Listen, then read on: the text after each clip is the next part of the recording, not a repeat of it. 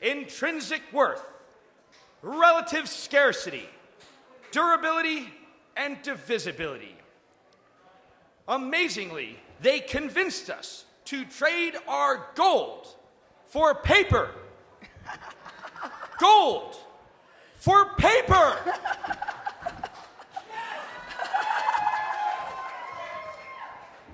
The problem with the paper is it is missing two of the components. Relative scarcity. You cannot make gold. However, you can print dollars. Next, intrinsic worth. What is the value of a dollar if not used for trading? The most common thing I have heard is that it can be rolled into a tube and used to snort cocaine. Some fucking use that is. The same thing can be done with a shortened McDonald's straw. Perhaps we should use McDonald's straws as currency instead of a $100 bill.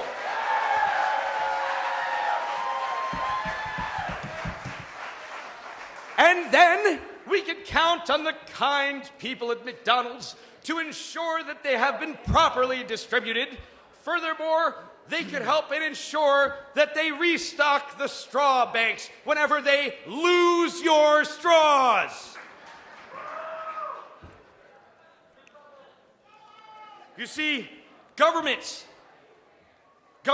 and big corporation have merged at the top. Governments can change condition through regulation and sell exemptions to the highest bidder. I see the American people are being told that they are sick. You have restless leg syndrome. You need medication. You have social anxiety. You need medication. High cholesterol. You need medication. Excuse me, erectile dysfunction. You need medication. Ask your doctor for more pills. Oh, drugs giving you bad side effects? Don't worry, we got more pills for that too. I see debt, tons of it. I see ads for debt to pay off your debt. You probably pay close to 30% of your income in income tax. Furthermore, 5 to 10% in sales tax. Then property tax, licensing fees, registration fees, fishing license, hunting license, 1,000% cigarette tax. When it's all said and done, you probably pay close to 50% of your income in taxes, and that is before we even talk about inflation, which is the secret tax that you cannot calculate. All of this for services you aren't even getting. Oh, no, wait. Allow me to correct myself. There is one service we are getting for all this. Liberty Removal and Disposal Service. Yeah. So with all these taxes, I ask you, do you feel represented? No. Do you feel represented? No. No shit, you're not. People, Americans have forgotten many of the most important things. People want to honor the flag, but the flag is only a symbol. How can you honor the symbol but forsake what it stands for? They that can give up essential liberty to obtain a little temporary safety deserve neither liberty nor safety. Benjamin Franklin. Land of the free and the home of the brave. Everywhere I look, I see people are trading their freedom and their liberty in the name of safety. Is this bravery? Is this freedom? No. It comes as no surprise that what they are getting is not safety. My favorite example of this is the Patriot Act, which I imagine you know very well. It is a violation of your First and Fourth Amendment rights. You see that your communications with everyone, they can be monitored in every way. There's no warrant or subpoena required, all before you have even committed a crime.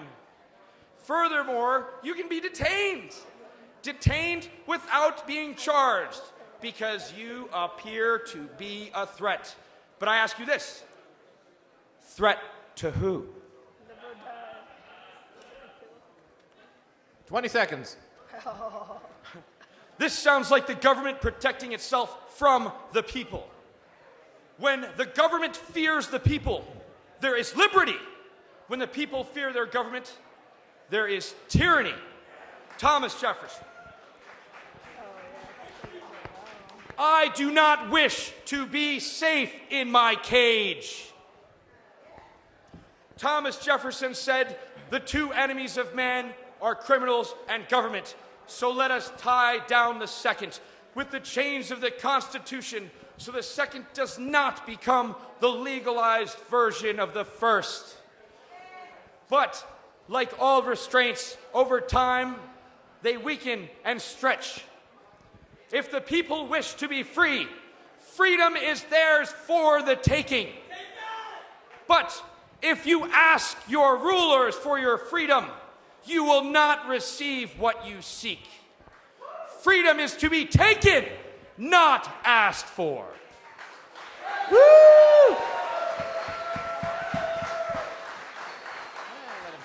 So why do I care?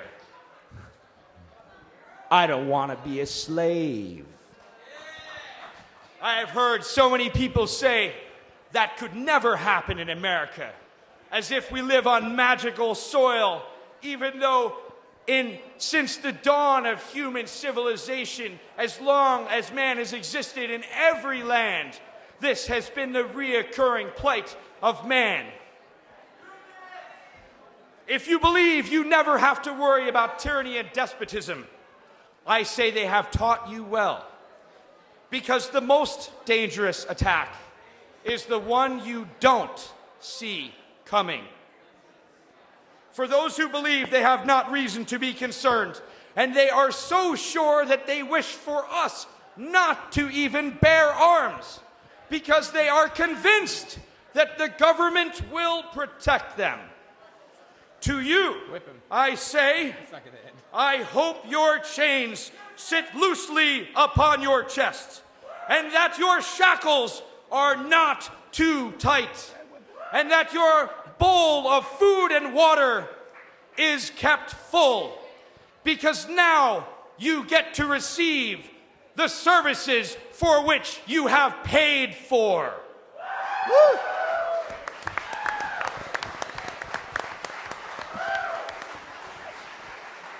Carla, let's start it off. I wasn't sure whether to whip you or not. I think I've heard iterations of that throughout the campground this whole weekend. I know, I'm sorry. Actually, I literally can't pretty much do this anymore. I am going to give you a 4.4. 4.4, everybody. 12.4. In case you couldn't tell what she was saying. Yeah, look, that was good. It was really, really long, but I've heard that's the case with bald men, so I can't fault you for that. Yeah, it was great. I think, just 3 minutes in practice is the key. I give you a 4. I give you a 5 for content, but I got to knock you down for the length of it. So, but good stuff. You shorten that down, it's really powerful. So what does that come to, Mr. Mathematician?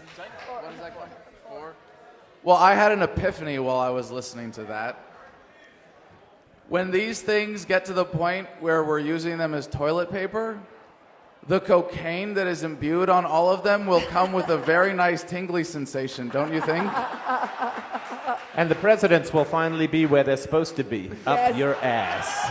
Well, there was one thing missing from that, and I'll give you a chance to redeem yourself if you know what to do with this. Do it!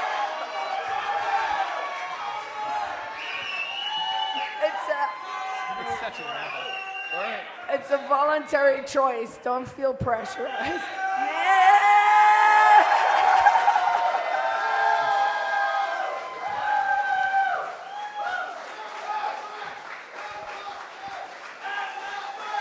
And the Fed, and the Fed, and the Fed, and the Fed. Oh, by the way, I apologize for the paper trash I threw out into the audience. Really. All right, hey, give me a lighter back before I take a point away. At least that thing gave off right. light and heat. It's more than it's worth. I would have given you a 4 and 4 23rds, but now it's a 4 and 5 23rds.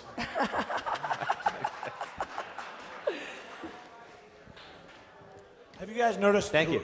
Thank you. So have you noticed every time I'm about to call someone, they leave?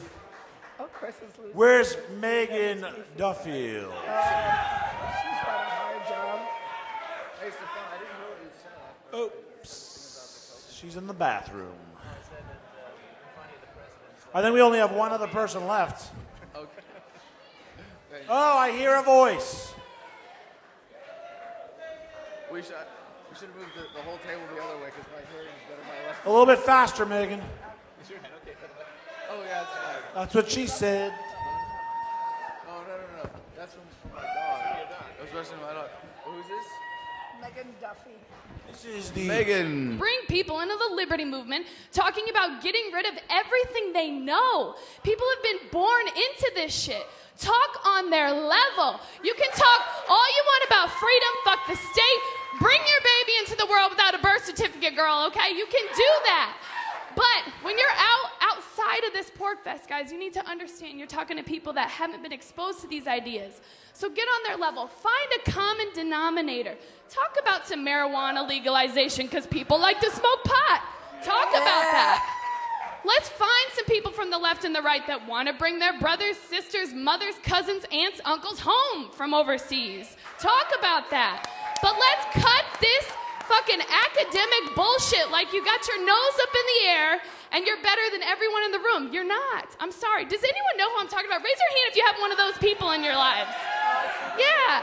And the people who didn't raise their hands, you're probably that person. So I'm just reevaluate a little bit on your activism structure. So, that's pretty much how I feel, and I try to live my life day to day, bringing people into the movement. And unfortunately, if you can give me just a couple more seconds, I want to tell you a personal story. A friend of mine, I brought her to her first political event ever, and it was a Ron Paul event where he was announcing his run for presidency. And unfortunately, fortunately, she was interviewed and she was immersed into the liberty culture, and it was all wonderful. However, she got put on the Ridley Report, and she made it to the front page of the Daily Paul, and I came home one day, this is actually my roommate, and I go, Sarah, you're on the front page of the Daily Paul. She has no fucking clue, who Ron Paul was until a week ago. Every single YouTube comment tore her apart. She read every single comment.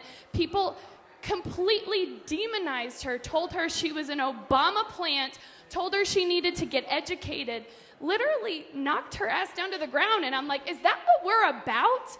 Telling people to fuck off just because they're not as educated and enlightened as all of you? No! Hell no! So I'm gonna challenge everyone tonight, when you leave this libertopia that we're in this weekend, to go home, talk to somebody on their level. Get off your fucking high horse, okay? Talk to them on their level. And that's all I have to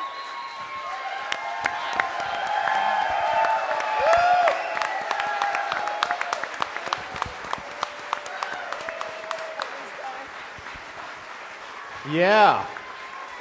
I think the moral of that rant is the red pill is to be offered orally, not inserted anally. Beautiful.